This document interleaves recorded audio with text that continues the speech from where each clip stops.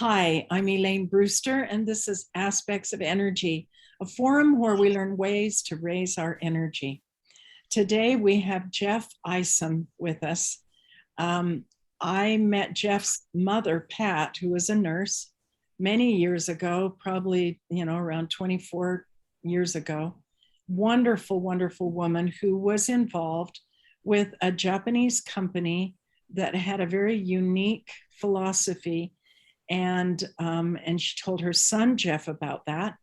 And Jeff has stayed with that company, Nikken, and he is now the Chancellor of the University, and he's a teacher and just an all-around great guy. So I should say one other thing. Jeff has been to all 50 states, and he's been to many, many countries around the world, and very eclectic man. So I shall hand this to eclectic Jeff. Elaine, thank you. I haven't been to all 50 states. No, you have. Yeah, I thought I had. And you have to actually start counting, right? As you start getting close, you decide you're going to count. This happened to me. I went to Greenland. I was in Iceland, and you could take a day tour from Iceland to Greenland. And I thought, well, when am I ever going to go to Greenland again? It's the most expensive day trip I've ever taken. If you take a day trip off a cruise ship or in a city that you're in, it might be 30, $50. Usually day trips are not that expensive. I guess if they're more exotic adventures, zip lining or sea doing, you might do 100 and 150. This day trip was $600. Because it was a 3-hour flight to Greenland and a 3-hour flight back. And we had 3 hours in Greenland where we went to some indigenous villages and saw their way of life. And it was an amazing experience to go to Greenland. But when I went to Greenland, I thought, do I count it as one of the countries that I've been to? And Greenland is actually not a country. It is a territory of Denmark, and it has some sovereignty, but it is a territory of the country of Denmark. But I counted it. I counted it. I spent $600 to get there, so I counted it. But you have to count these things. I currently am counting countries by whether they can compete in FIFA's World Cup or the Olympics, and if they can compete in one of those games, then I count them. And there are places many of us consider to be countries, places like Taiwan, places like Kosovo, that aren't recognized by the UN, but I've counted those places. The Vatican, although it's not part of the UN, is an independent nation recognized by other nations. But the Vatican has never put together a team of cardinals to play in FIFA's World Cup. They don't play soccer. So I've been to 151 countries based on the way that I'm counting, and 49 states. I went to Delaware, and I thought Delaware was going to be number 50. Delaware does not have an international airport. You cannot fly internationally out of Delaware. And I think they have maybe 1 or 2 domestic flights. It's so easy to just drive to Baltimore or Philadelphia that there just is not a major airport in Delaware. So I had to drive there to get there, and I made a special trip to do it. And I was counting everything up, Alabama, Mississippi, every place that I'd been recently. And I finally realized I've never gone to West Virginia. I have never landed or crossed the border. I'd never have been there. So there's one place. I've been to Puerto Rico. I've been to most of the territories outside of the US, but I have not been to West Virginia. So it's not 50, I lived there for a year. You will enjoy going and visiting West Virginia. I want to go to Morgantown, maybe go to a football game.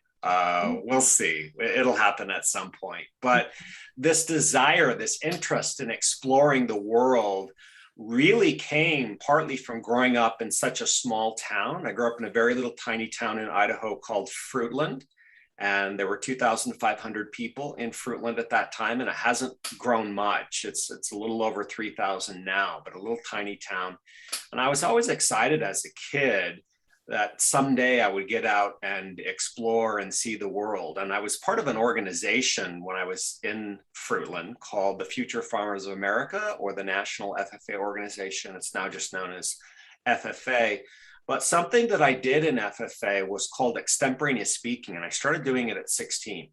And something that you had to do as part of extemporaneous speech was to create a speech on a specific topic. You were given the topic and 30 minutes to prepare your speech. And after 30 minutes, you would deliver a 4-minute speech. And the topics were usually on different agricultural topics, but because FFA is an organization that's very interested in developing leadership in young people, some of the topics were on motivational topics, like leadership, like teamwork, like goal setting. And I started at the age of 16 giving some of my first motivational speeches to audiences. And it's something that I've been fascinated with throughout my life, this idea of how we truly can be our very best, how we can tap all of the potential that is within us. Because I think we spend our whole lives trying to become the very best person that we can be. And it's a process that never ends. And I really love this idea, Elaine, of your Zoomcast. Is that what we would call this, a Zoomcast? Because the topic of energy and how we create more energy in our lives is a really relevant one. Because I think people want vibrancy, they want connectedness, they want motivation and enthusiasm throughout their life. They want that to be a component of who they are.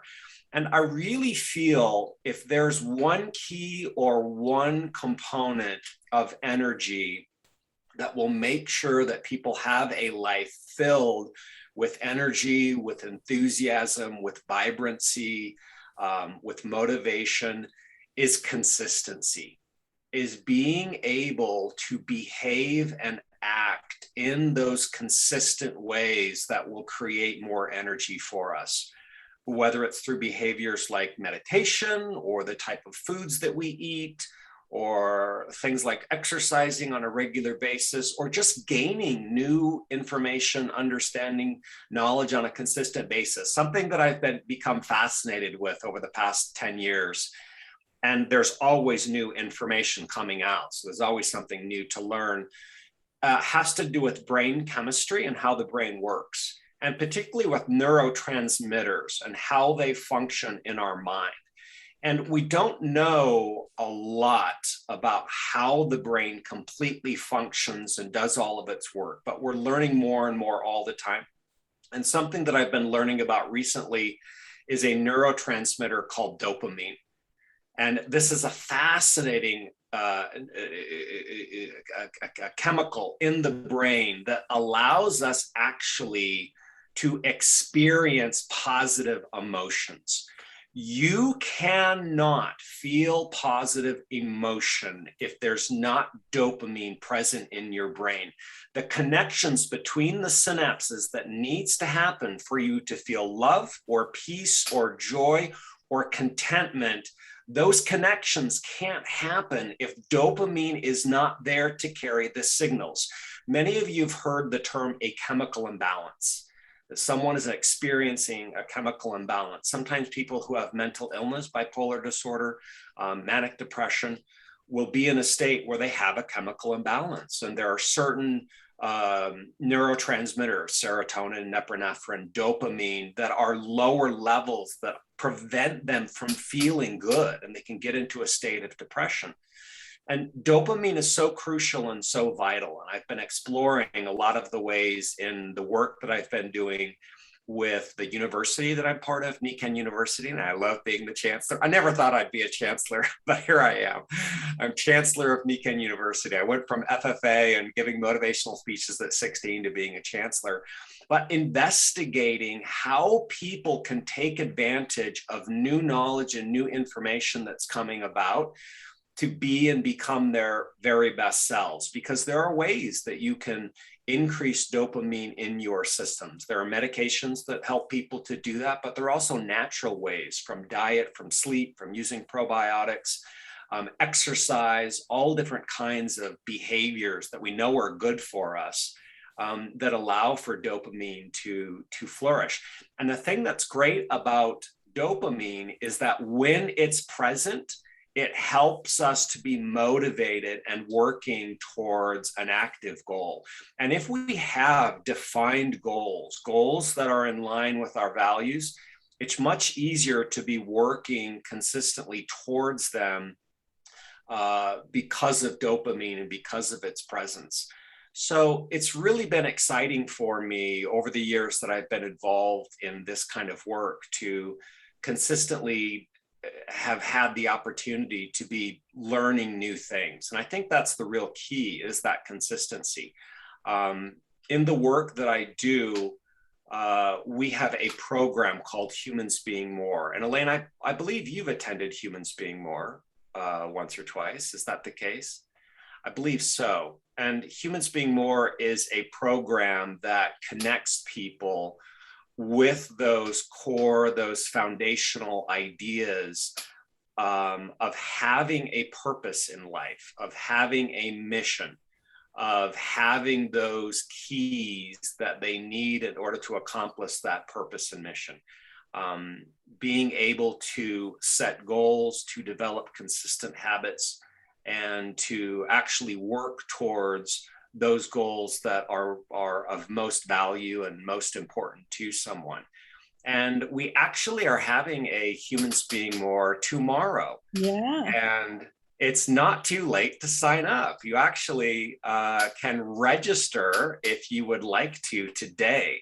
You could contact someone who is a Nikken wellness consultant, or if you are a customer of Nikken, you can go to My Nikken and purchase a ticket there. But we hold these trainings consistently.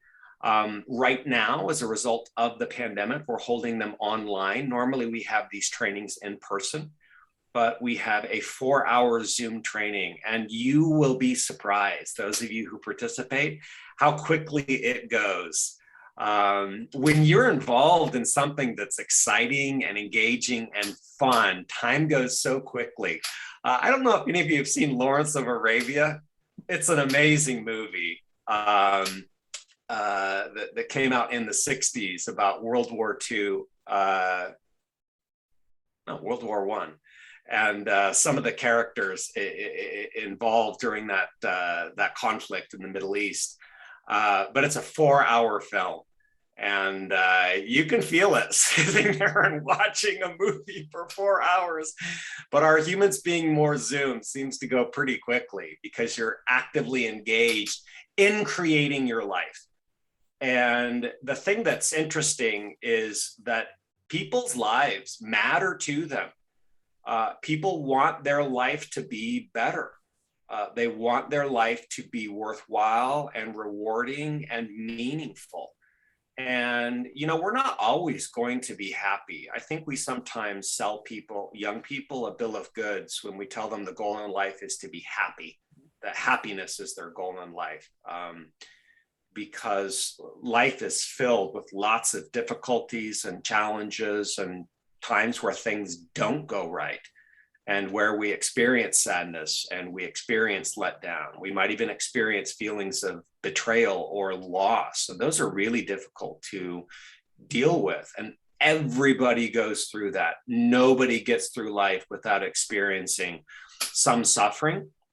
And I think being able to minimize our own suffering and to experience as little as possible, and to help others experience as little suffering as possible, because there are some people who experience a lot of suffering, people who have incurable diseases or live in challenging circumstances, may go through a lot of suffering. And I think a pursuit of meaning, of finding meaning by giving service to others, by helping ourselves grow, it might be that meaning is something that is of higher value to pursue than just happiness.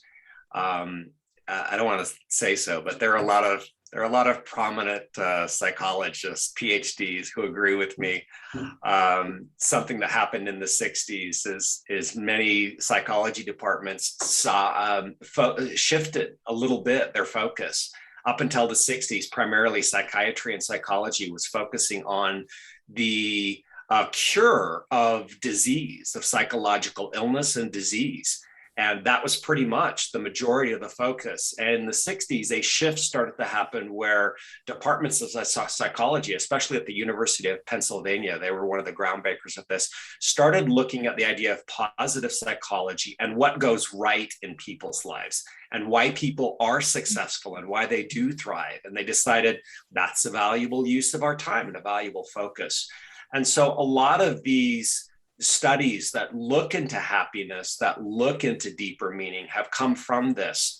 And people who feel the greatest sense of joy and inner peace in life usually have made a shift of just pursuing pleasure in their life to pursuing deeper meaning. And that really is what we do at Humans Being More. We pursue that idea of meaning and finding meaning in life, and then looking at some of the practical ways that we can make that happen. So if you are available tomorrow, our Humans Being More is from 10 a.m. to 2 p.m. Pacific time. And you're welcome to reach out to me. My email is jeffi, Jeffi, at nikken.com. That's Jeffi at nikken.com. And you can join us, or if you'd like to come to a future class, we have the classes about every month or every other month. We have classes in English, Spanish, French, and German. So you're welcome to participate in whatever language is most comfortable for you. And the classes are amazing places to just grow, to really connect with who it is that you want to be and the life that you want to live, and to just really grow. And because consistency is so important, because working on being our best self is so crucial, we actually have a weekly class in English, French, and German that you can participate in. And this weekly class is called Humans Being More Weekly. We meet every single week. Here in North America, we have classes in English on Tuesdays at 5 p.m. Pacific. And we have a class here in North America in French at noon Pacific time on Thursdays. And you're welcome to join us and participate in either of those classes as a way of keeping your energy up weekly, keeping your focus on who it is that you're working on being and becoming each and every week. And it's an amazing, it's an amazing thing for me to watch people as they grow and develop, as they consistently focus on themselves week after week. With the Humans Being More training that I do on Saturdays, I often see people once and then I don't see them again for years. But at our Humans Being More Weekly, I see people every single week. And we've been working this past year on the idea of habits and developing good, positive, consistent habits. Our life is primarily made up of habits. You will eat breakfast 27,000 times in your life. You're going to have your first child once. That's it. You're going to have your first child one time in terms of giving birth. And that's it. You're done. They're going to have their first birthday party one time. And that's it. There's no more first birthday parties. Yeah, there's a second and third. There might be an 80th and a 90th and a 100th birthday party. But you're going to eat breakfast 27,000 times. So maybe it would be a good idea to create a habit where breakfast is something that's just really enjoyable and satisfying and meaningful. And in some of our Humans Being More Weekly classes with our German group, we were talking about the idea of turning breakfast or making aspects, components of breakfast into a ritual. Usually you do the same kinds of things. Maybe you make a cup of tea for breakfast, and that actually can become a ritual laden with meanings where you have gratitude and a sense of calm as you heat up your water and you add your tea, whatever flavor it is that you like, and just smell the smells and just enjoy the act of being alive. It can almost become like worship or meditation, creating a cup of tea. So breakfast, this habit that we do over and over and over again, can be something that's amazing, something that allows us to really create a beautiful day. And when you start stacking all of these different habits on top of each other, you know, our day is probably 80, 85, 90% of things we do over and over and over again. Answer emails, wash our clothes, prepare meals, make the bed, talk to friends. We repeat these habits again and again and again. And so each week we've been meeting together and talking about how is it that we can maximize, how is it that we can make the habits that we do over and over and over again the best possible. How can we create new habits? How can we minimize habits that are more negative? So it's really been exciting as the Chancellor of Nikken University to work on these different ideas. I really do believe that people were designed, were created to have an amazing life. I know it doesn't always feel that way when things are really difficult and when things are challenging, but I do think that's one of our purposes, to experience joy and to be who we're meant to be. And there are ways that we can make that happen. We just need to find, design, create those ways. And there's no shortage of information that's free. It actually doesn't cost anything. Elaine, I don't think people have to pay to come on your podcast. And there are videos all over YouTube and free courses and all kinds of groups that can be joined and meetups and organizations that cost absolutely nothing to be and become your very, very best self. So I'm excited about what I'm doing and the work that I'm doing. And Elaine, I think it's fantastic that you are really helping others to connect with their best selves and in a specific niche of focusing on energy and creating the most possible energy through all different kinds of techniques and ways and strategies. So I think that's amazing. And I appreciate you inviting me to be on the Zoomcast today and to share a little bit with people about who I am and what I'm doing. And I'm hoping that people will perhaps make a choice to join us at a future Humans Being More or at a Humans Being More weekly. This is wonderful. And you're right, because I feel that energy is so layered. You know, there's energy that you get from eating good food rather than processed food. There's energy that you get from having purpose. There's energy that you get from being around wonderful people, like, you know, this lovely community that we're able to be part of. There are actually a lot of ways that people can get energy. And the funny thing is that it was actually through attending your Humans Being More class not this last January, but a year ago, that started putting it in my mind that I wanted to do something like this where we could explore energy. And so then last January, I just decided I'm going to do it. Jeff says we can do these things, so I'm going to do it. So my podcast is all your fault, Jeff. I'm sorry, but I really love your idea that energy is something we can pay attention to, be mindful of. We know when we do something that reduces our energy. You can feel it, you know? When you yell at somebody who doesn't deserve it, but you're just taking anger out on them, it's like, ooh, your energy goes down and you feel just dark and ugly inside for a while afterwards because of that choice. And so we know we know what choices raise our energy and what choices lower our energy. There are also some choices that may take a little more digging. Knowing which foods perhaps are best for us in elevating our energy might take a little more research, but Mhm. it's definitely something that we can connect with. How is it that we can raise and increase our energy? So I think this is really timely, very topical, and something that people definitely need to connect with and to understand.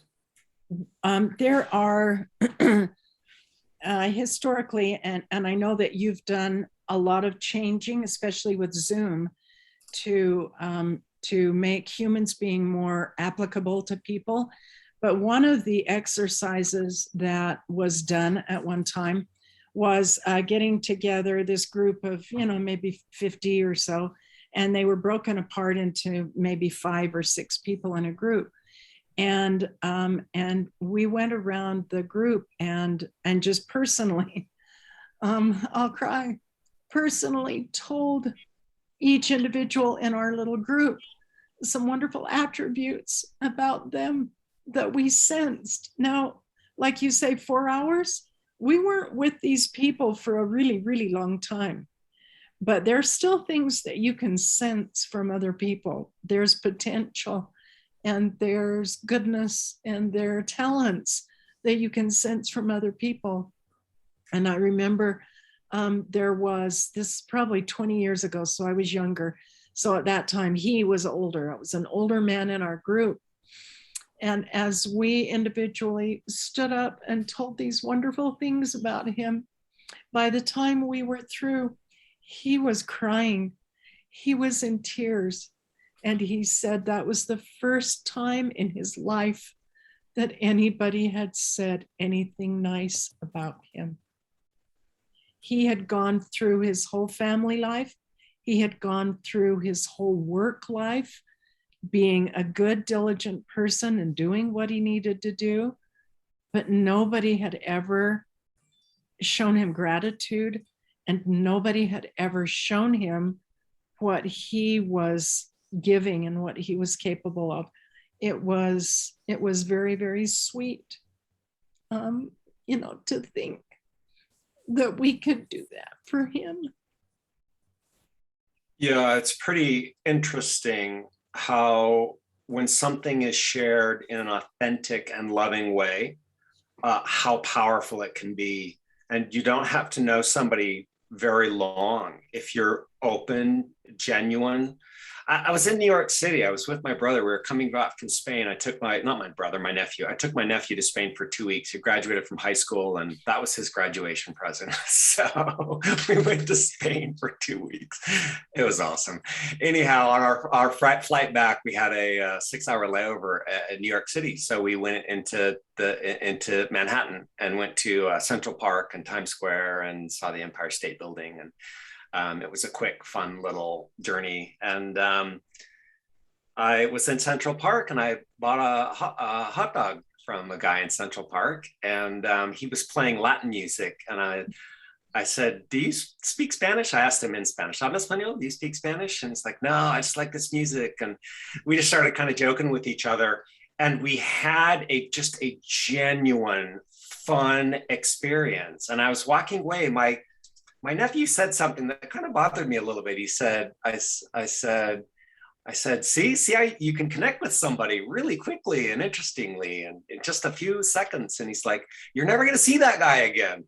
And it doesn't matter, right? It doesn't matter. He's 18, but it doesn't matter if you're never going to see somebody again, whether it's a cashier or somebody at a Humans Being More training.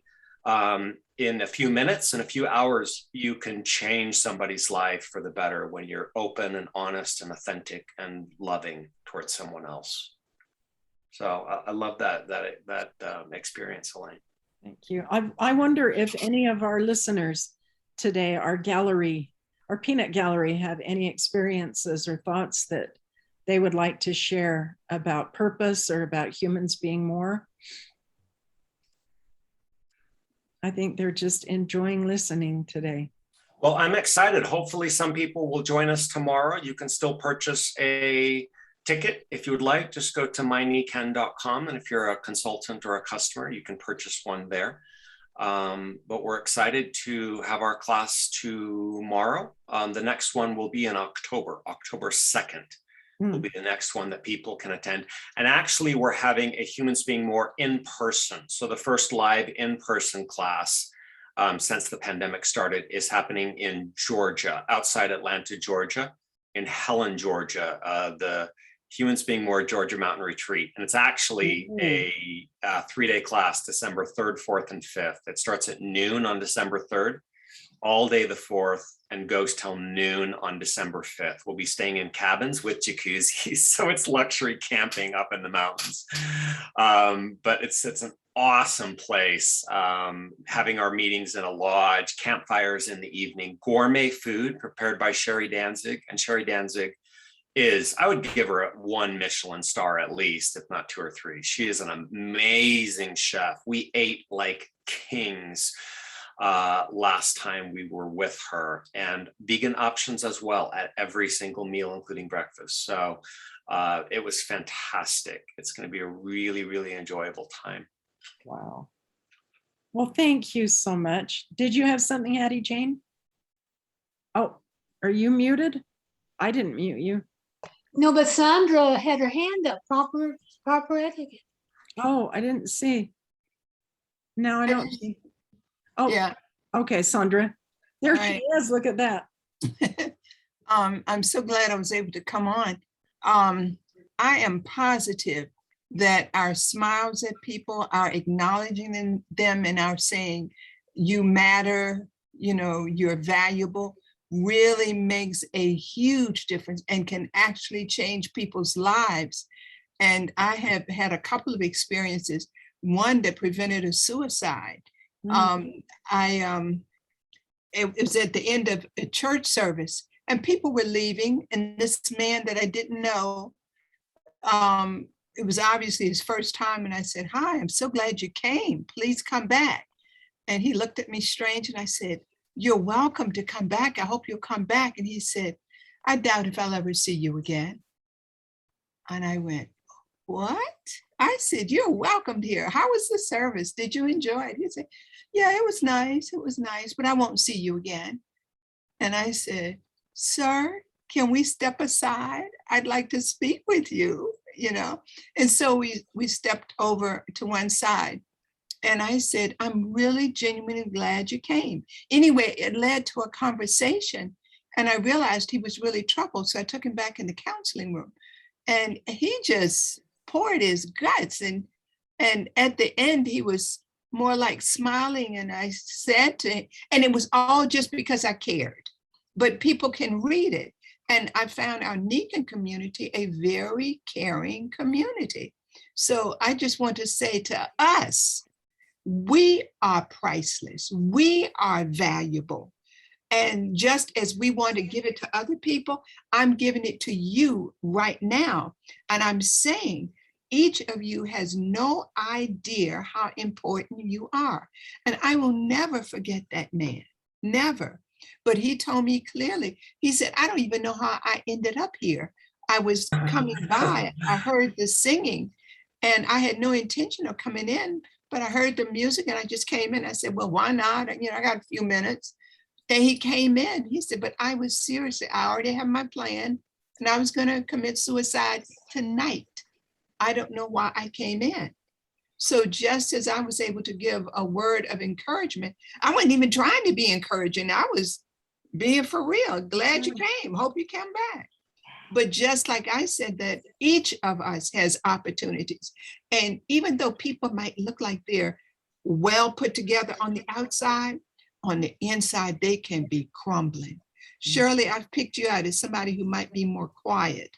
But I want to say if you are quiet, there's a giant inside of you wanting to share with other people. Please stop hesitating. Go ahead and give what you are able to give, because it will make a difference. But for each of us, like I know June is more outgoing, and I definitely know the rest of you, but I'm especially saying that to you, Shirley, but for each of us, we just never know. I've smiled at people sometimes and had them look at me like I was crazy, but it was because they weren't expecting a smile and they've appreciated it. One lady I saw in a courtroom, and I just walked over to her and I said, after she was sitting in the hall, and I said, it's going to be all right. Tomorrow's going to be different from today. It's going to be all right.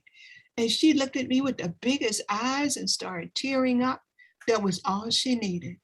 But I think that's the caliber of people who are in Nikken. You're lovely, you're beautiful. And if I look at something else, that doesn't mean I'm going and leaving Nikken. I'm with Nikken. I love Nikken, but I can do, several things at a time. We all multitask, but just know you're valuable and precious, and we matter and we make a difference. Thank you, Sandra. We do. We do. And this is exciting to be able to go out and make a difference in life. Jeff, forgive me, here I come, bopping in. When Nikken was brought to the stateside, was human speed more a portion of our goals? Or did that come after it was here? I think it always has been. Human speed more classes were taught in Japan all through the 80s. Mr. Watanabe, who is the well, he owns Nikken. He's the owner of Nikken and the emeritus CEO. Mr. Watanabe was a human speed more trainer in Japan. Oh. Some early Nikken names you might remember: Larry Prophet, Beverly Pepin. Larry Prophet and Beverly Pepin both taught human speed more classes in Japan before Nikken was ever brought to North America. So when Nikken did come to the US, Canada, Mexico, they started teaching human speed more classes immediately. And actually the pattern has always been, when a new country opens, the very first thing they do is hold a human speed more class as a way of opening the country. They hold that first, and then the company is officially open for business. Wow. I know it's been one of my balancing acts to know that this is a definite part of the whole system of this business opportunity that I'm working with, because it is something that brings more out within me and gives. So I really appreciate being part of the organization. It does help. And for all of the people on this call who happen to be older, it also shows that old dogs can learn new tricks. And that's, Hallelujah. yeah, sometimes we think we can't. And it says, no, we can learn things too. This is good. When I went to Humans Being More, it was live a 2-day, and I think, Jeff, you may have been just starting. It was in the 90s, and it was required to go silver. And I still think it should almost be a requirement at some point, because it opens so much. And then on the light side, my grandson is he's single, moving to Colorado. And I was trying to find quotes that might inspire him each day. And I looked up Zig Ziglar, and one of them, it says, you're never too old to go forward with something new. And I thought, that's me. I am loving doing this. And anyway, I appreciate your talk. I appreciate Human Beings More. Yeah, we really appreciate you, Jeff. You epitomize it. You make it exciting and fun. You help all of us to grow. I mean, how can one man do that? I don't know, but I guess I do. So thank you. Well, all of you, let's go out and find somebody at the store or wherever we are that we can smile at, because it will raise their energy. And while we're doing it, it will raise ours also. Thank you so much, Jeff. And Thank we you. all see you on another day. Bye. Bye, everybody. Thank you.